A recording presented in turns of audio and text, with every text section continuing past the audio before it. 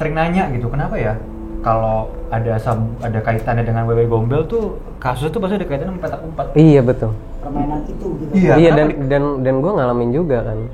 Maksudnya nyokap gue pun sendiri bilang juga kayak kalau main jangan sampai lewat maghrib ntar digondol wewe gitu.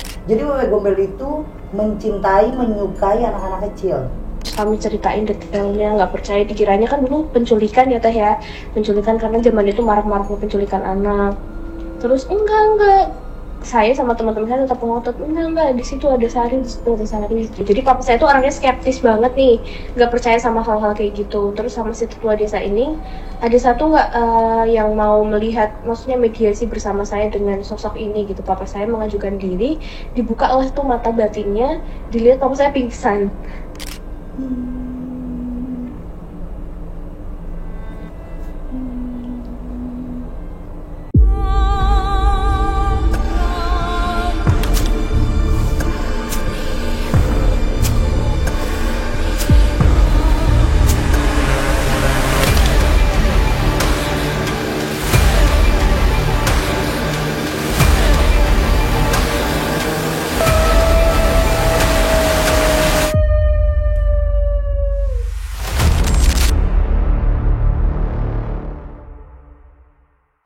Assalamualaikum warahmatullahi wabarakatuh, sahabat mistis, kumaha ada Ramang.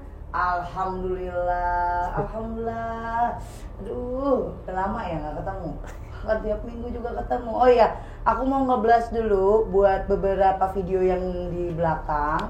Kita memang ada sedikit kesalahan teknik khususnya untuk di podcast saya di Ustadz Faizar. Memang itu lagi ada teknik saya suaranya kehilangan, jadi berasa jauh banget. Terus malah Ustadz Faizar itu nggak ada sama sekali videonya. Jadi akhirnya kejadiannya saya nyamperin Ustadz Faizar di Banyumas. Nah kemarin juga kita ada Sahila Hashim di Danyang, promosi untuk film Danyang, Mahar Tukar Nyawa. Itu memang ada beberapa menit-menit yang tidak kami rekayasa. Itu memang ada slow mo, terus ada suara tolong. Itu memang benar, tidak ada kami edit sama sekali. Dan ada beberapa bukan kesalahan teknik, tapi memang nggak tahu alurnya seperti itu. Terus tiba-tiba ada energi yang kurang baik untuk di ruangan saya, karena memang setelah dari saya ngobatin orang terus baru Sila Hashim. Nah kali ini ada siapa sih Teria bintang tamunya? Sebelum kita ngobrol-ngobrol sama bintang tamu, jangan lupa subscribe, like, share, dan komen. Apapun yang kalian mau ceritakan atau bahas ini dong, bahas itu dong, boleh langsung di kolom komentar. Nanti dari timku akan screenshot. Kita akan bawakan cerita apa yang kalian mau aku ceritakan atau aku bahas, aku edukasi. Dan buat kalian semuanya yang mau penelusuran barang boleh, mau cerita di sini boleh jadi narasumber, kirim juga ke admin, ada deskripsi, ada juga di Instagram aku Ria Puspita 93. Dan buat kalian mau konsultasi penanganan sakit non medis atau mau ngundang aku keluar kota, boleh hubungin adminku, ada Ririn sama Sasi. Buat kalian yang belum tahu, jangan pernah hubungin lagi ke mantan manajerku Om Vicky, karena Om Vicky sudah tidak masuk ke dalam konteks tim Ria Puspita Official. Terima kasih. Dan buat kali ini, siapa sih bintang tamunya Teria? Dua pemain anak muda, saya ngerasa jadi muda duduk di sini. Masya Allah. Assalamualaikum Randy, assalamualaikum Adam. Waalaikumsalam Teria. Kumaha Damang Teria. Alhamdulillah. Asli mana Randy? Surabaya. Surabaya ini. Aku mama Tegal. Oh Tegal, yang ngapak lagi nyong. Yo kayak kue lah. Iya tuh. Surabaya Madura. Ngapak jadi aneh ya. Nah kalau ini lain. Ya Cuk. Wih. Keren. Gimana Randi? Ya, Teh. Kesibukannya kesibukannya apa nih? Kesibukannya kalau untuk tahun ini yang pasti syuting film yang akan tayang ini akhirnya syuting di tahun yang sama dan akhirnya mau rilis. Jadi kesibukannya promo, terus juga kemarin sempat ada sinetron di RCTI tapi sudah selesai, judulnya Sinda Cinta Mutiara, dan sekarang lagi persiapan aja untuk proyek yang akan datang. Oke, kalau Adam? Aku juga masih syuting aja. Terus abis itu belakangan ini ya sibuk untuk promo, kita keliling untuk promosi film terbaru ini. Oke, kalau untuk film terbaru kayak ini tuh memang filmnya kisah nyata ya? Film ini diambil dari kisah nyata. Nah itu saya makanya penasaran banget nih, katanya Andy kali ini mengeluarkan kisah dari true story. Yap. Jadi ada narasumbernya juga yang menceritakan tentang kisahnya dia saat zaman dulu dia main petak umpet. Betul. Yap. Kalau untuk Randy sama Adam sendiri nih, kisah yang kalian bawakan ini kayak gimana sih di film ini? Betul, jadi memang diadaptasi dari kisah nyata seseorang narasumber yang mengalami sendiri. Jadi memang ceritanya seperti judulnya petak umpet. Jadi anak-anak yang sedang bermain petak umpet, lalu ternyata salah satu anak dari anak-anak itu diculik sama Wewe Gombel karena mereka bermain di sarang Wewe Gombel dan melewati jam Batas. yaitu waktu maghrib teh. Oh, jadi memang di kisah nyatanya pun sebelum maghrib main, terus akhirnya sampai melebihi batas maghrib. Iya, jadi menjelang maghrib memang. Jadi dari siang mereka main, terus sampai akhirnya sore gitu, akhirnya hilang, sampai akhirnya sendakala ya, itu ya. Iya. Ya, sejak kala kalau Kata orang, betul. Karena kemarin sempat ketemu juga sama si narasumber itu, aku pribadi. Oh, udah ketemu. Sempat ketemu, gitu. Oke, karena Randy udah ketemu sama narasumbernya, terus kalian juga pemain udah tahu alur ceritanya. Memang kalau pada zaman dulu kan memang tradisi kita orang-orang zaman dulu tuh nggak boleh main di maghrib ya, Iya. waktu maghrib. Katanya begini. Nah, memang pertukaran di jam dunia itu kan kita ada dua ya, alam kita nyata sama alam goib. Memang kita kan berdampingan. Tapi energi yang saya lihat memang di saat jam 5:30, OTW mau jam 6, itu perubahannya hawa itu beda. Perubahan hawa itu beda sampai akhirnya mereka itu kan kemunculan mereka kayak bahasanya mereka tuh kalong kan. Siang mereka tidak ada aktivitas, malam mereka beraktivitas. Mungkin saatnya si narasumbernya dan teman-temannya ini lagi apes. Pas mainnya sampai maghrib. Nah, kalau zaman dulu nggak boleh tuh sama emak-emak kita ya, kalau udah mau maghrib masuk lu, udah mau maghrib tadi ambil Wewe Gombel. Zaman sekarang boro-boro maghrib subuh aja nggak pulang, masih gini aja di jalan. Oke. Randy sama Adam, kayaknya sahabat mistis juga pengen tahu nih. Kita akan muterin sedikit trailer atau potongan cerita dari si petak umpet ini seperti apa, kayak gimana, kita kasih blast sedikit aja. Boleh. Biar nggak kepo-kepo banget. Spill dikit ya. Spill karena ini pure kalau gini. Kenapa Teria kali ini mau ngeluarin trailer atau kita mau ngedalemin banget cerita ini? Karena ini cerita kisah nyata dan orang tuh tahu kalau saya bahas-bahas mistis yang nyata-nyata aja tuh saya suka banget. Dibandingin kalau misalnya kita punya cerita ini digarap dari urban legend, kayak misalnya contohnya tapak tilas, terus dibahas lagi. Itu saya nggak begitu berani untuk search kalau belum saya tahu. Saya harus searching dulu. Saya nggak akan pernah mau ngeblas kalau belum searching, ibaratnya belum nyari. Nah, kalau ini kan memang ada narasumbernya. Nanti juga saya harus kasih tahu kisi-kisi sahabat mistis. Nanti kita akan komunikasi juga sama narasumbernya kayak gimana, walaupun tidak duduk bareng sama kita. Kita lihat dulu untuk tayangan trailernya.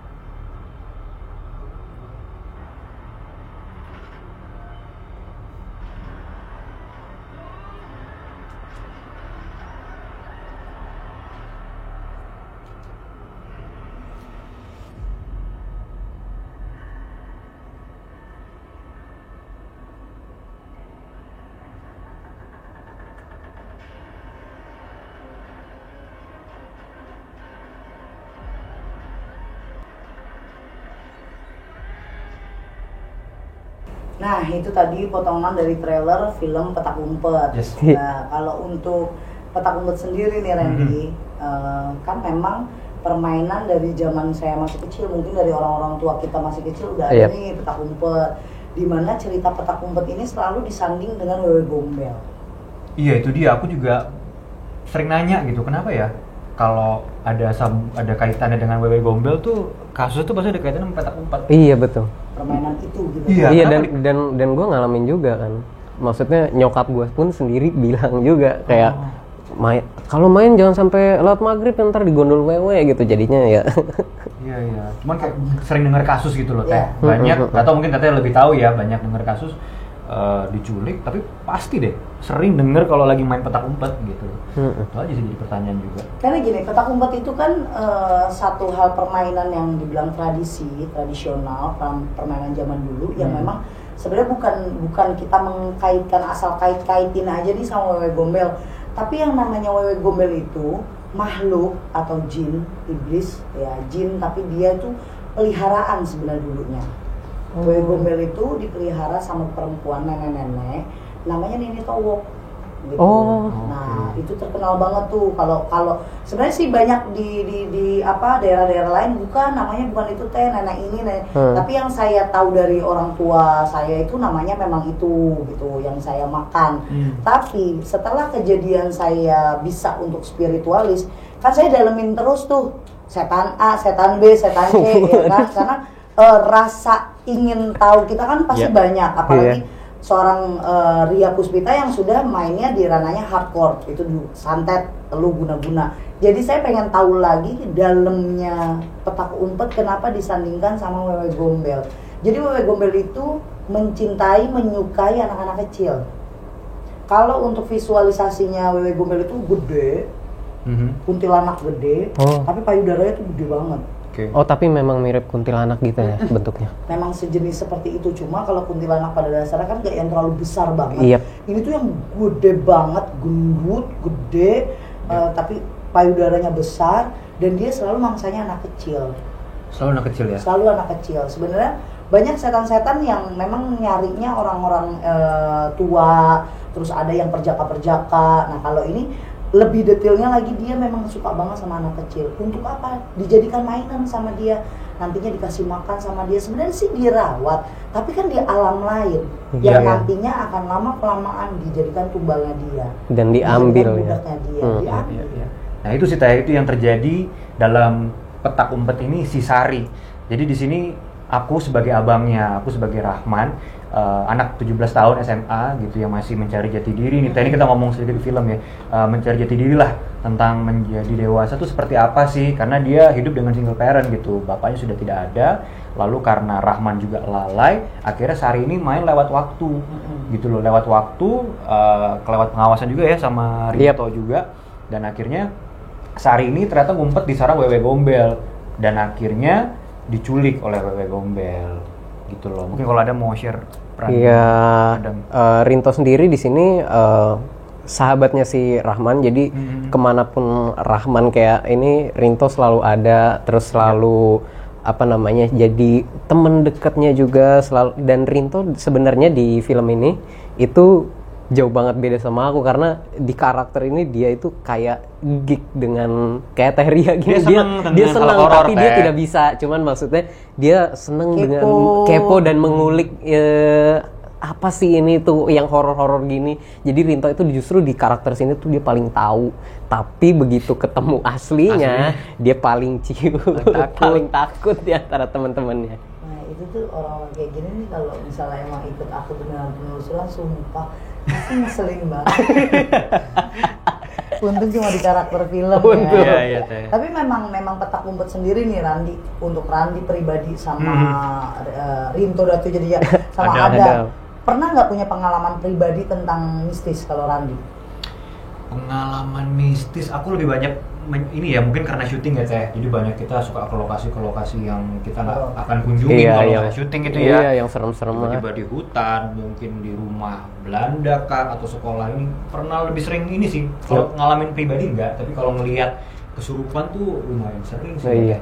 Kamu juga sama mirip-mirip, seringnya justru lihat orang kesurupan gitu. Sering banget tiba-tiba ngomong bahasa Belanda depan.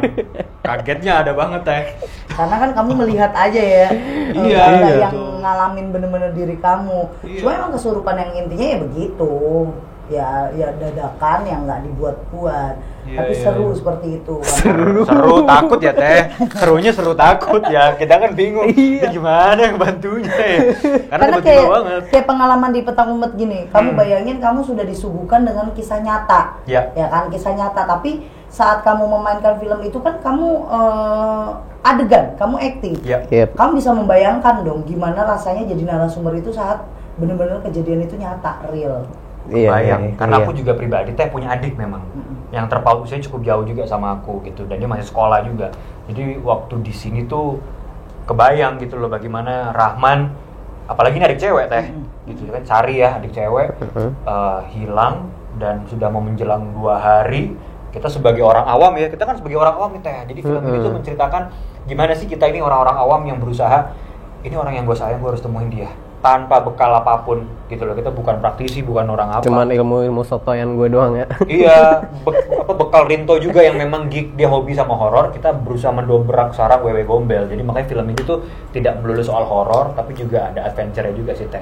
Gimana kita nih anak-anak sekolah ini ngedobrak sarang Wewe Gombel dan nyelamatin adiknya itu. Lu siap tuh ketemu macam-macam yang ada di rumah itu gitu loh. Mencari Sari gimana caranya nggak tahu gitu teh. Oke, ada yang mau ditanyain kan nih Randi sama Adam perihal apa Wewe Gombel atau apa? Paling mungkin ini aja kali ya teh. Kadang tuh kalau dengar cerita orang diculik Wewe Gombel atau ditangkap, itu selalu ada yang kembali, ada yang tidak kembali itu. Oh iya benar. Ada 2 versi ya? Ada 2 versi gitu. Itu apa ya maksudnya yang bisa ngebedain gitu teh? Kenapa bisa balik, kenapa bisa nggak balik gitu? Apakah di penanganan atau memang si Wewe Gombel sukanya sama yang itu gitu atau gimana gitu teh?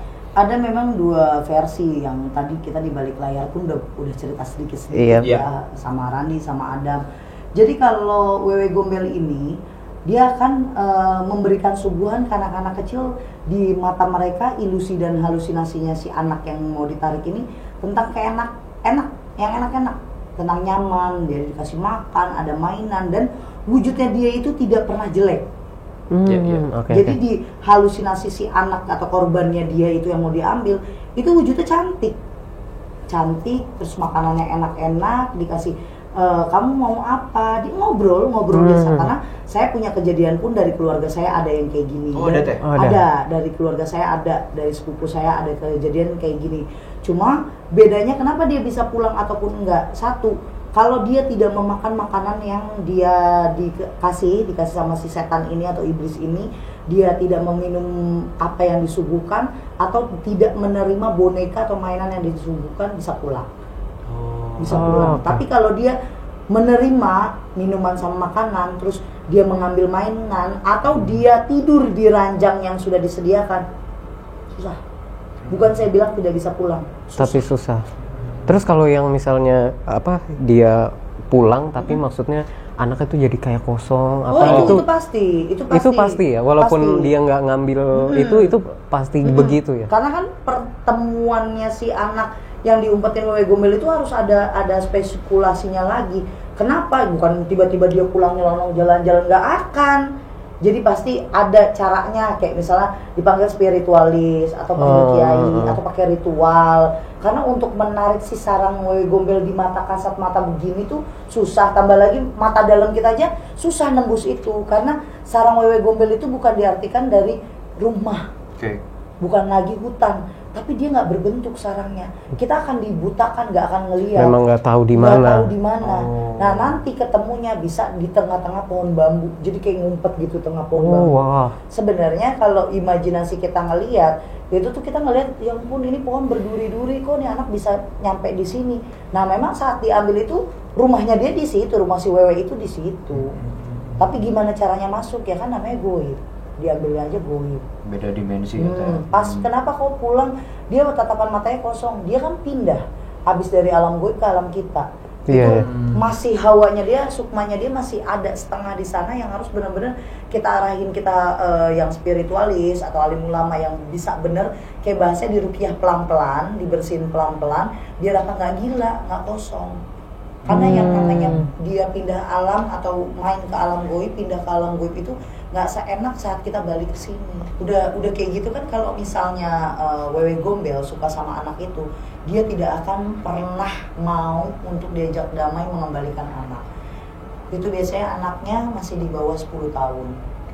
Terus udah kayak gitu anak perempuan. Nah kalaupun anak laki-laki, dia belum sunat, dijadiin mainan, nantinya jadi budak dia. Teh gimana sih caranya jadi budak tuh, maksudnya diapain? Ya itu ntar dia jadi kayak anaknya dia, tapi nanti kalau udah besar dia kan jadi aduh aku kalau ngomong ya ntar jadi pacaran dia atau nikah sama dia, terus atau dia dijadiin budaknya yang akan disuruh, tapi dia alam yang sama.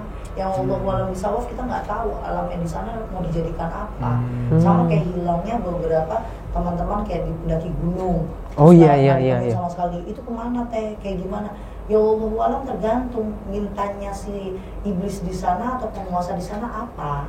Apakah jadi budak atau jadi pengantin gunung atau jadi apa beda. Sama kayak Wewe Gombel itu masih jadi apa ya, tanda tanya besar untuk orang-orang yang awam maunya apa. Kayak kita spiritualis pun kadang saat menemukan korban anak kecil yang dibawa ke tempat saya dalam keadaan bisu, ternyata dia pernah makan makanan dari Wewe Gombel, itu yang dilihat itu di dalam mulutnya dia, rongga-rongga mulutnya itu banyak banget kayak belatung-belatung gitu. Itu kan mata kita yang ngelihat. Jadi dia nggak bisa ngomong gitu. Jadi Nah, karena apa, itu ya. Iya, maunya apa kita ritualin lagi, baru kita tahu apa yang dia minta tukar. Tapi yang namanya iblis itu kita jangan terlalu menuruti. Jadi adalah ritual sendiri yang mungkin Randi sama Adam nggak ngerti. Yang Tata juga kalau jelasin bingung kayak gimana ritualnya gitu. Nah, udah kayak gitu kan, kalau petak umpet di sini trailer film yang tadi aku lihat, terus aku tanya juga ternyata ini dari true story. Nah, itulah aku pengen banget ngeblas karena kisah ini benar-benar nyata. Nah, ini kenapa? Kamu udah ketemu sama narsum? Aku udah. Aku nggak. Kamu Dia belum? sendiri. Kamu? Nemuin langsung di Jogja waktu itu kemarin. Ini kenapa narsum yang nggak ikut nih? Ya nggak tahu deh, mungkin ya masih, itu kan suatu hal yang mencengangkan ya, karena dia juga masih usia di bawah umur ya teh. Itu kejadiannya mungkin berapa belas tahun lalu, 16 tahun lalu gitu. Mungkin sampai sekarang pun kelihatannya si Mbak Nasya ini masih Trauma. sedih ya, kayak seperti itu kalau mau menceritakan. Ya pasti sih, karena kan dia pengalaman pribadi dia sendiri. Betul. Pasti kalau trauma itu ya namanya orang ibaratnya ngalamin kejadian, contoh dia kena sakit di kerjaan orang aja, itu jadi trauma yang mendalam kan. Apalagi ini dia ngalamin perjalanan hidup di mana salah satu temannya itu akhirnya nggak ada gitu kan, nggak ditemuin. Betul. Sebatas permainan tapi ternyata buat jadi malapetaka lah. Betul. Nah, buat sahabat misi semuanya nih, karena aku agak sedikit gimana ya, penasaran karena langsungnya juga nggak ada, aku sudah coba buat timku sama tim dari Petak Umpet mau menghubungi narasumber yang dimaksud, yaitu namanya Nasya. Kita coba telepon dulu Nasya biar ngobrol-ngobrol sedikit sama Nasya. Oh udah. Halo, assalamualaikum Nasya. Waalaikumsalam, Teh. Ya ampun, suara kamu imut banget. Umur kamu berapa sayang? Berapa coba, Teh? Ada 20-an? Iya, lebih dong. Oh, udah 20 sekian ya. Bagaimana sehat Nasya? Iya, alhamdulillah Teh sehat. Teh gimana sehat? Alhamdulillah sehat. Say hey dulu tuh, ada beberapa. Halo Nasya, ketemu lagi kita. Halo Kak Reni. Hai. Halo Kak. Oke. Nah, oke Nasya, aku mau dengar cerita sedikit nih. Kejadiannya si Petak Umpet ini kan memang real dari kehidupan kamu ya. Ini cerita kisah nyata kamu, boleh ceritain sedikit nggak awalnya tuh kayak gimana sih? Jadi pertamanya tuh Teh, ini tuh sekitar aku umur 7 tahun, 6-7 tahun lah, kelas 1 SD gitu kan. Nah itu tuh ceritanya kita tuh mainan berlima, teman-teman aku berlima di perumahan gitu, perumahan yang baru dibangun, tapi semuanya tuh belum jadi perumahan. Jadi kayak rumahku ada kebun salak, ada rumah temanku lagi, kayak gitu seterusnya gitu. Dan perumahan ini tuh dibagi 3 blok, jadi ada blok paling atas, tengah, sama bawah. Nah rumahku tuh yang paling atas. Waktu itu aku sama teman-temanku tuh kan pertamanya main pasaran Teh, main pasaran. Aku, Sari sama si Cici ini main pasaran. Terus tiba-tiba temanku yang cowok si Aldi sama Iyo nimbrung untuk ikutan main, tapi ternyata mereka bosan. Terus kita change lah main yakin. Nah sebelum main petak umpet kita main polisi-polisian gitu loh Teh, jadi kayak kejar-kejaran gitu. Nah habis itu kita main petak umpet karena si di ini tuh ngide kita main petak umpet aja yuk di sana, ditunjukin di sana di sebuah kebun. Jadi ini tuh kayak bangunan tusuk sate gitu loh Teh. Oke. Gitu, bangunan tusuk sate. Terus si bangunan ini tuh ada di pojokan situ, belakang kanan kirinya tuh pohon salak, depannya ada sumur tua. Nah, aku sembunyi di belakang sumur tua itu sama si Sari. Sedangkan si Aldi dan teman-temanku itu tuh dia tuh ada di mana namanya? Sembunyi di dekat-dekat daerah pohon kelapa. Nah, jadi rumah putih itu tuh depannya juga ada pohon kelapa kayak gini loh, bentuknya tuh gitu Iya, lah pokoknya, gitu. kayak melambai gitu. Nah, si Aldi ini tuh dia kan yang jaga, dia yang nyari kita, terus dia di situ, terus yang lain udah ketemu, saya udah ketemu singkat ceritanya. Nah, saya tuh lihat terakhir kali si Sari itu masuk di rumah itu gitu, masuk di rumah itu, dan ketika kita nyari Sari tuh nggak ketemu ternyata. Jadi kita kebingungan kan, anak-anak kecil ini kebingungan, terus ada tetangga yang lewat, kenapa kan Dok, nyari apa kok kebingungan gitu. Kita nyari teman saya gitu, teman saya masuk sini lah, nggak bisa dimasukin, itu kan ditutup. Jadi posisi gedung itu tuh kaca semua, dan otomatis kalau ada orang yang ke situ pasti kelihatan teh. Dan itu posisinya kayak dikunci, digembok gitu, jadi nggak ada yang bisa masuk. Tapi ada sendal Sari di depan, sendalnya 2 gitu. Terus akhirnya sama tetangga itu dipanggilin lah sama semua orang tua kami kan, terus kami ceritain detailnya, nggak percaya, dikiranya kan dulu penculikan ya teh ya, penculikan karena zaman itu marak-maraknya penculikan anak. Terus enggak, saya sama teman-teman saya tetap ngotot, enggak, di situ ada Sari, di situ ada Sari gitu. Sendalnya doang 2 ada. Iya, tersisa sendalnya aja teh gitu. Terus langsung dipanggilin sama tetua desa, kan ini kan perumahannya tuh seberangan sama desa gitu ya teh ya. Nah, terus dipanggilin sama si ini, terus ya singkat cerita kami cari Sari, terus dipakai wajan, diketok-ketok, terus yang tadi pakai apa sih, kacang hijau itu, beras gitu, ditampah-tampah gitu. Terus bahkan sampai diganti boneka, tapi ternyata nggak bisa dimediasi gitu, karena dia bilangnya nyawa balas nyawa gitu teh. Terus akhirnya itu yang mau balas nyawa siapa? Si Wewe ini. Oh, itu si Wewe itu kemasukan atau dia datang langsung? Dia datang langsung teh. Jadi yang nyaksiin itu kebetulan papa saya sendiri gitu. Jadi papa saya tuh orangnya skeptis banget nih, nggak percaya sama hal-hal kayak gitu. Terus sama si tetua desa ini ada satu yang mau melihat, maksudnya mediasi bersama saya dengan sosok ini gitu. Papa saya mengajukan diri, dibukalah tuh mata batinnya, dilihat papa saya pingsan karena kaget bentuknya gitu kan. Dia nggak pernah lihat, terus tiba-tiba kaget kayak gitu, jadi pingsan. Terus cerita sama warga semuanya kalau iya beneran ternyata ada Sari di situ, bla bla bla gitu. Sari ada di situ tapi jadi kawanan. Ya. Iya, jadi nggak ketemu, maksudnya kayak kalau dibilangin orang-orang situ sih bilangnya kayak diingu ya teh. Diingu tuh kayak di apa ya teh? Disimpan gitu ya. Diemong sama si sosok Wewe ini gitu. Saat itu Sari usia berapa? Sama teh, sama kayak aku teh, sama banget. Emang teman sepantaran kamu lah ya. Iya, kita tuh sama banget teh. Dan kita sering main bersama-sama, terus kita sering interaksi. Tapi memang si Sari ini orangnya pendiam teh, jadi kayak introvert gitu.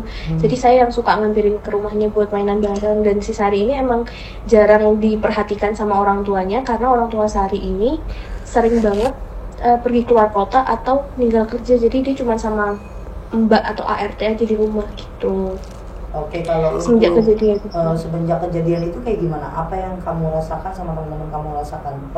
Pencariannya si Sari itu berapa hari kira-kira, Nas? Kalau berapa harinya lama teh, nyampe 3 tahun waktu itu.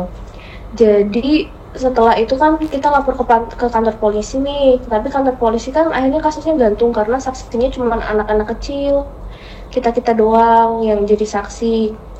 Terus habis itu hansip juga, terus ada pemadam kebakaran juga buat nelusurin di sumur itu kan, takut kalau si Sari tuh masuk ke dalam sumur, ternyata nggak ada. Terus habis itu setelah si tetua desa ini bilang kalau nggak bisa, ini harus nyawa balas nyawa. Terus ada kejadian teh, jadi kami satu perumahan itu diteror sama nggak tahu sama siapa.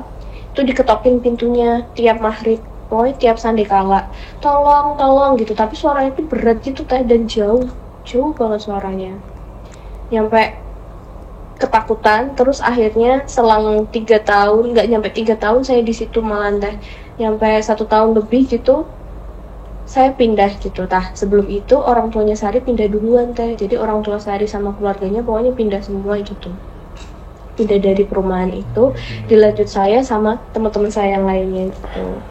Terus pengalaman pribadi kamu setelah ditinggal sama Sari pernah ngalamin nggak kayak ketemu atau gimana sama Sari?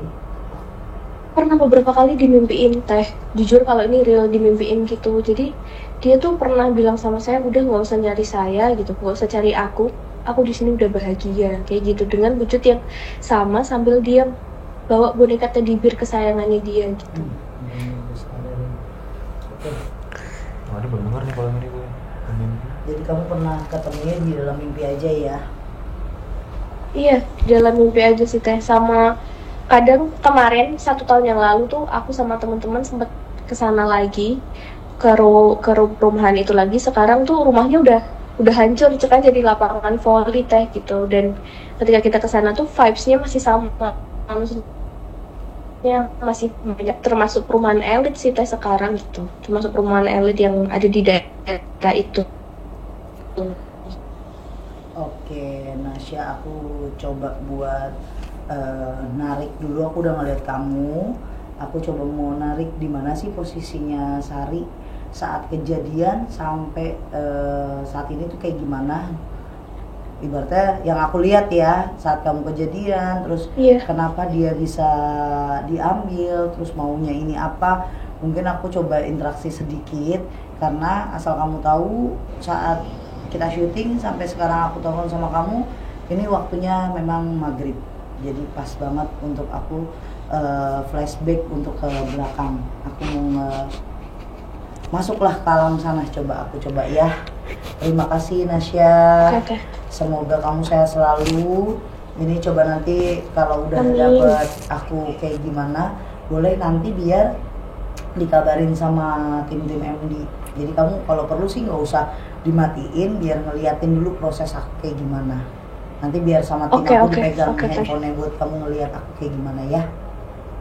Oke. Terima kasih Nasya. Terima kasih Tadia. Oke, karena ini pas banget maghrib, Masya Allah. Udah 2 kali nih saya terus nih. Saya nggak mau masuk, tapi saya mau dalemin dalam. Maksudnya saya mau ke belakang dulu, arahnya di sana soalnya.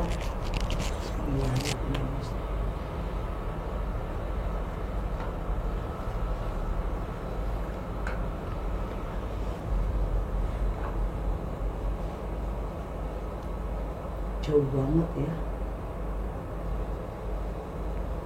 Nasya masih denger aku nggak, Nasya? Gimana teh?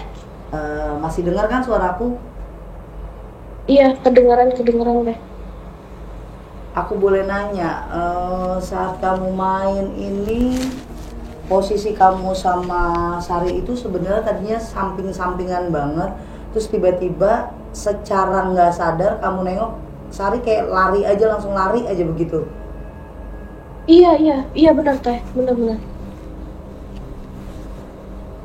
Wujudnya yang aku lihat itu yang diambil sama yang narik Sari itu perempuan mirip banget, awalnya mirip banget sama mamanya dia. Yang dia lihat itu mamanya dia, makanya dia mau dipanggil. Jadi kenapa Sari ini ibaratnya bukan tanpa alasan dia lari ke sana, karena wujud orang tuanya dia yang manggil Sari kayak sini. Nah masuk, Sari lari masuk, di rangkul, diajak masuk lagi jauh ke dalam, duduk di salah satu sofa. Di situ ada buah-buahan kesukaannya Sari. Sari suka banget sama anggur, Sari suka banget apel. Itu dikasih, ada satu susu di gelas. Nah di sini Sari minum sama makan, dan dia menanyakan, Sari yang nanya, kayak ibaratnya mama kemana, ngerti nggak? Karena wujudnya mamanya, gitu. Kok pulangnya ke sini? Karena yang dia lihat itu rumahnya besar banget. Aduh, gue mau nangis soalnya besar banget.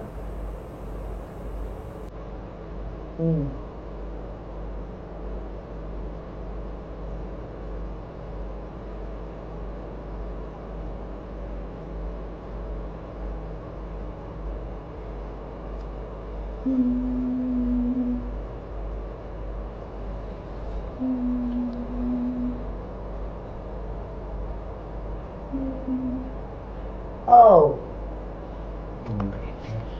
enggak, mau narik susah banget, ngalanginnya gede banget.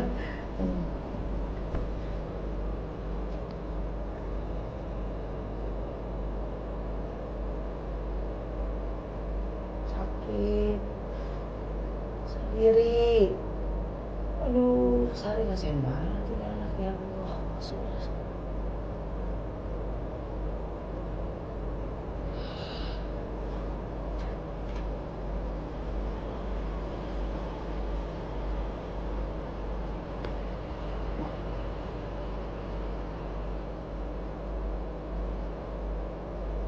Masih ada di satu tempat.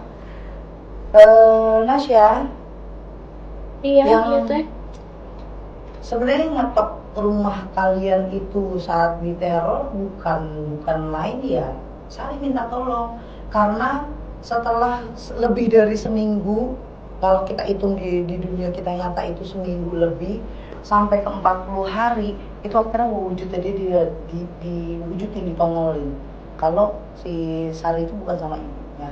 Oh. Jadi setelah 40 hari Jadi setelah 40 hari baru dia ngeliat. itu wewe gitu. Gitu. Nah itu dia ngumpet. Kenapa saya bilang saya susah banget narik, karena kalau saya narik adanya yang saya masukin bukan Sarinya tapi wewe-nya malah yang masuk sini, malah ini jadi berantakan semuanya. Saya pasti ngamuk karena dia nggak suka banget, udah sekian belas tahun, sekian puluh tahun diubrak-abrik lagi gitu. Akhirnya dia masuk ke dalam satu ruangan, disitulah dia ketakutan.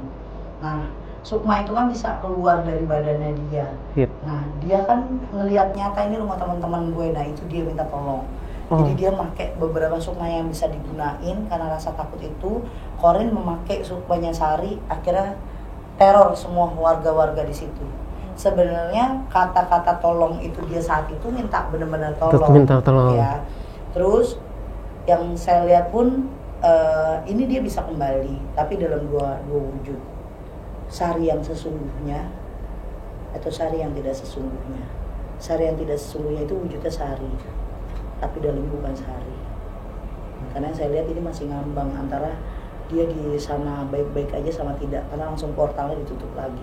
Karena memang bukan tujuan kita untuk ngedalemin itu lagi ya. Tapi memang itu ininya kuat banget. Kuat banget karena memang yang namanya Wewe Gombel itu sama iblis genderuwo itu sama. Dia bisa menyentuh apa yang dia mau. Kayak contoh kejadian genderuwo nidurin perempuan sampai dia ngelihatnya wujudnya suaminya, akhirnya berhubungan badan. Si perempuannya ini ngelihat memang yang ngerasain memang dia bisa berhubungan badan. Nah itu sama kayak Wewe Gombel jenisnya.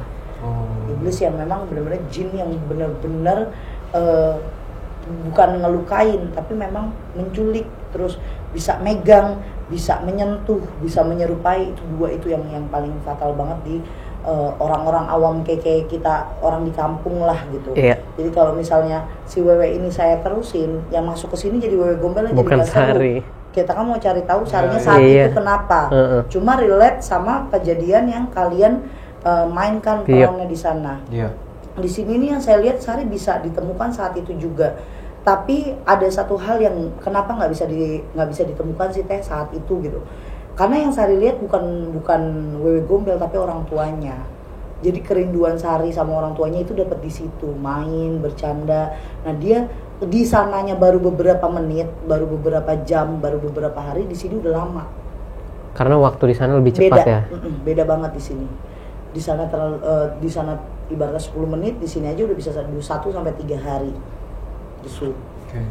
Nah, saat kejadian dia minta tolong itu, kan itu waktunya kamu pas minta tolong si Sari jauh banget ya Nasya ya.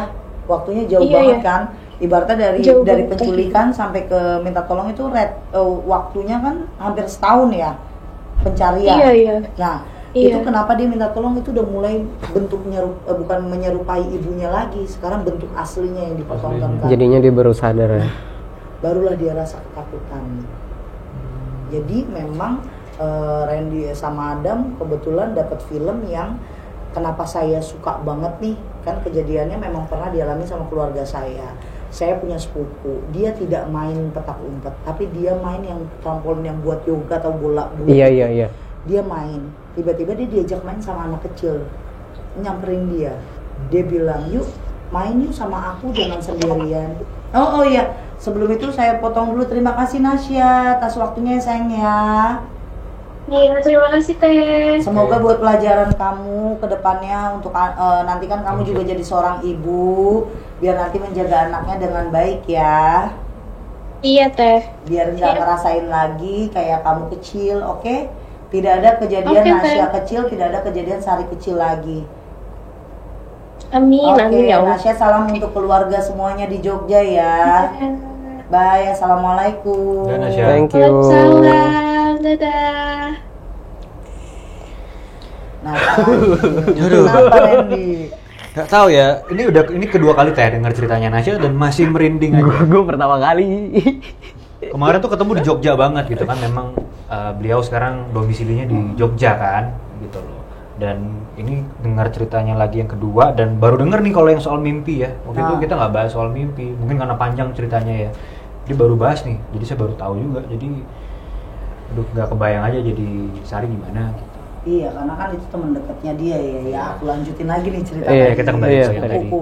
Nah, dia itu memang diajak Ren. Nah, dia ngajak Adam, yuk main yuk bareng gitu.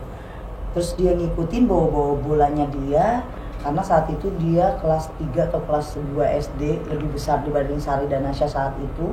Masuk ke dia itu ngerasanya masuk ke dalam rumah si anak kecil ini.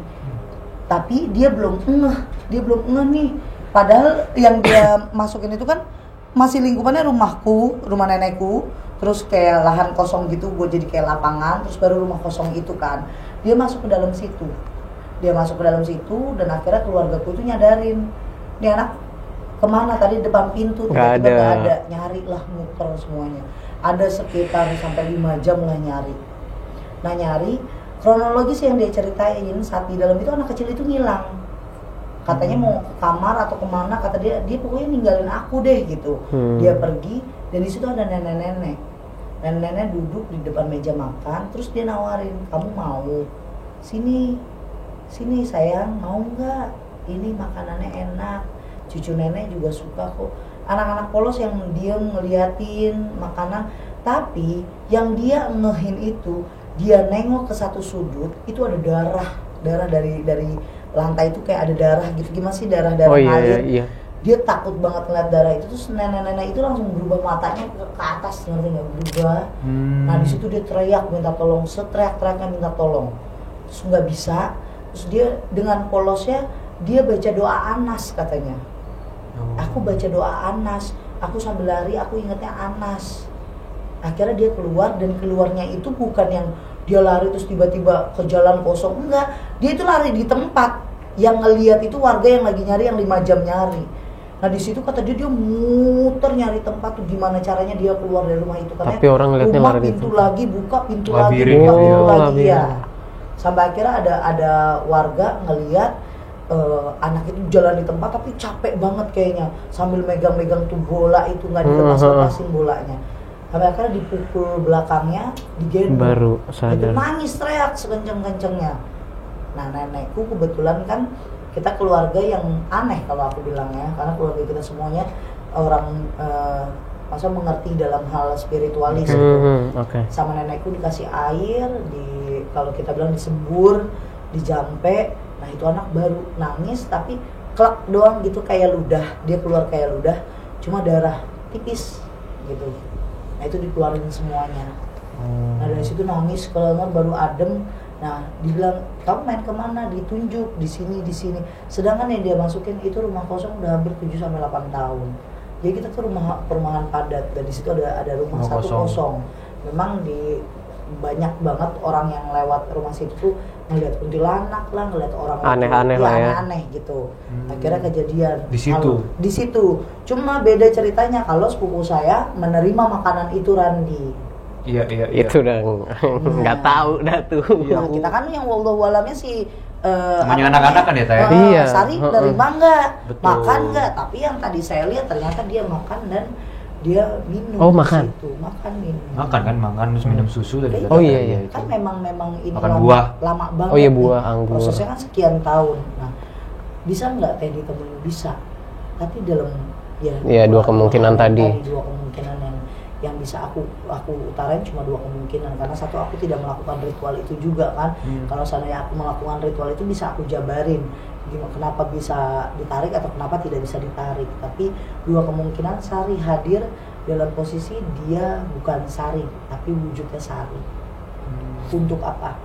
Biar kehidupan si Wewe dengan si Sari yang nyata di sana itu tidak diganggu lagi. Ya, sukmanya masih di sana. Sukmanya. Oke, buat Randi sama Adam, ada yang mau ditanya lagi nggak nih? Mau tentang film yang kalian mau tayangkan atau tentang yang lain boleh? Coba dah, mungkin mau nanya nggak? Cukup sih kayaknya. Sudah keringetan Cukup ya. mengerikan. Iya. Oke, aman ya. Mungkin juga memang ya ngebahas film ini lagi ya, mungkin buat kesimpulan juga bahwa memang kita sebagai keluarga atau mungkin orang tua juga nggak boleh lalai ya, Teh. Iya, betul. Dalam hal ini terutama anak kecil, anak di bawah 10 tahun. Betul. Berarti apa sih gitu loh. Bahaya Nggak melulu banget. tentang makhluk astral, tapi juga kan tidak baik menerima tawaran dari orang asing. Jadi memang ini juga bisa jadi pembelajaran gitu bahwa anak harus dalam pengawasan, harus dijaga, diperhatikan ya. Karena kan Wewe Gombel juga tertarik sama anak-anak yang Anak-anak yang butuh kurang diperhatiki, kasih diperhatiin sayang gitu ya. Dan pas maghrib ya lebih baik di rumah. Itu sih paling, Teh. Oke, Gitu. karena memang relate banget ceritanya. Aku juga punya ada satu cerita yang mungkin aku mau belas sedikit aja tentang masih nyangkut di tarik Wewe Gombel. Kalau ini enggak yang Wewe Gombel banget. Jadi anakku itu sering main sama kru-kruku atau tim-timku kan. Ada Ai, ada Ririn, ada Babangnya, terus banyak di sini kru-kruku kan suka di sini nih di ruangan ini atau di rumah ini. Nah, satu waktu beberapa orang mau dari pasien yang datang ke rumahku atau orang yang ya timku yang tidur di sini, mereka melihat anak kecil, ada anak kecil di sini. Sedangkan anak kecil satu-satu itu anakku doang. Nah, kejadian berikutnya baru mbakku ngomong, Bu, kemarin jam 7 pagi loh kejadiannya, ada yang manggil saya Mbak, tapi suara adek. Sampai 3 kali, saya sampai turun ke bawah jam 7 pagi nggak mungkin adek udah bangun, karena saya sama anak saya tuh kebiasaan bangun jam 10, jam 9, masih siang gitu kan. Terus udah kayak gitu, tambah lagi ada pasien yang ngomong sama saya, Teh, tadi anak kecil di belakang kamar mandi situ kok nggak keluar ya. Nah, ibaratnya banyak banget anak kecil. Mereka selalu ngomong anak kecil. Yang mungkin Dika atau siapa ada yang ngelihat lagi tidur lewat dia anak kecil. Nah, memang anak kecil ini jahil banget sama Cia, sama anak saya. Dan saya selalu bilang, kalau Cia main jangan ditinggalin sendiri. Kalau saya lagi pas megang pasien atau saya lagi syuting kayak gini kan saya nggak ngeliatin Cia. Karena kemanapun saya pergi Cia itu harus ikut. Saya itu takutnya apa? Saya nggak mau terjadi apapun sama anak saya. Nah, anak saya itu energinya beda dengan anak-anak lain. Anak saya itu sangat-sangat peka. Karena teman yang dia maksud teman aja, dia bisa bawa ke kamar, itu bukan teman manusia.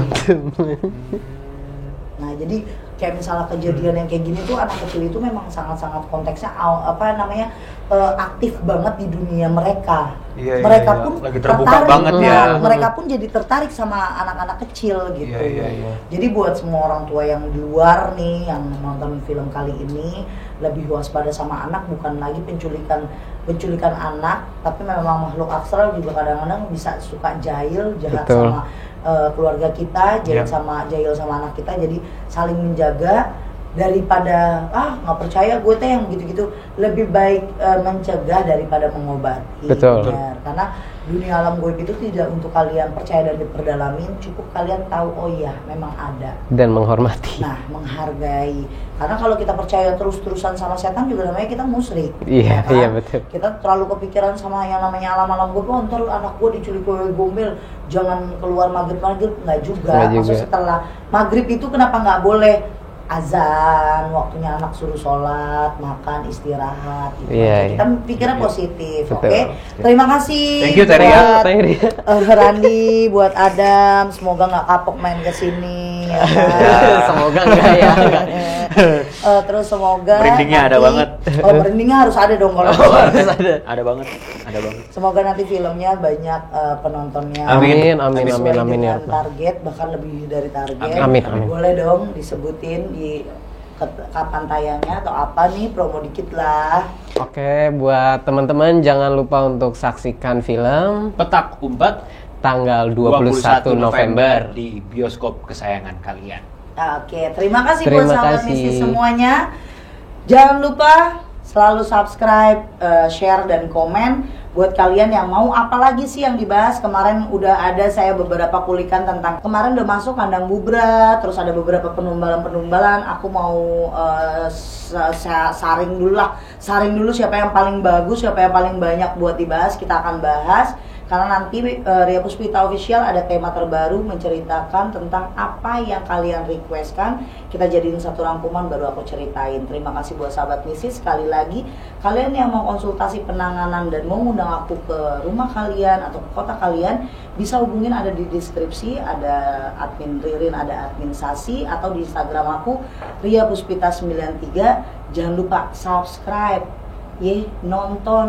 Kalau iklan jangan di skip nanti biar saya semangat. Terima kasih buat kalian semua sahabat mistis, I love you, sehat selalu, berkah dunia akhirat, amin ya Allah, amin. Assalamualaikum warahmatullahi wabarakatuh.